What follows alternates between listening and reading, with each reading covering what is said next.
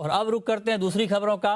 Bank अब ATM से धीरे धीरे 2000 रुपए के नोट हटा रहे हैं, लेकिन इसका मतलब ये नहीं कि 2000 रुपए के नोट बंद हो रहे हैं। अब अगर आपको 2000 रुपए के नोट की जरूरत है तो आपको बैंक ब्रांच जाना होगा। ज्यादातर बैंकों ने पिछले एक महीने में एटीएम से 2000 रुपए का नोट एटीएम में 2000 रुपए का नोट डालना बंद कर दिया है। और इसके पीछे क्या वजह है, डिटेल जानकारी के साथ हमारे साथ जुड़ गए हैं जी मीडिया संवाददाता अनुराग शाह। अनुराग, बताइए और क्या डिटेल जानकारी है आपके पास?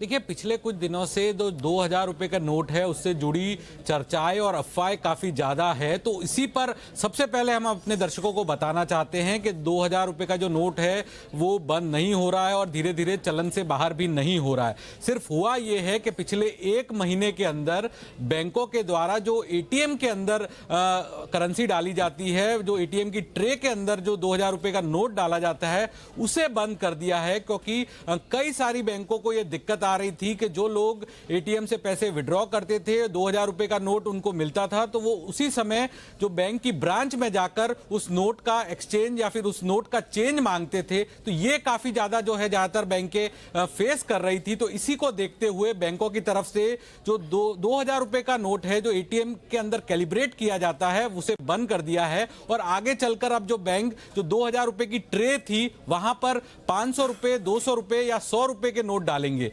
इसके साथ साथ ये भी हम दर्शकों को बताना चाहेंगे कि जिस तरह से 2000 रुपए का नोट है, अगर आप चाहते हैं तो बैंक की ब्रांच से आपको मिलेगा, वहां पर भुगतान भी होगा और सभी तरह के जो ट्रांजैक्शन है 2000 रुपए के नोट के वो जारी रहेंगे। तो किसी भी तरह से धीरे धीरे ना 2000 रुपए का नोट चलन से बाहर हो रहा है। सिर्फ जो बैंक है अपनी सहूलियत को देखते हुए एटीएम के अंदर अभी जो 2000 रुपए का नोट है वो नहीं डाल रहे हैं।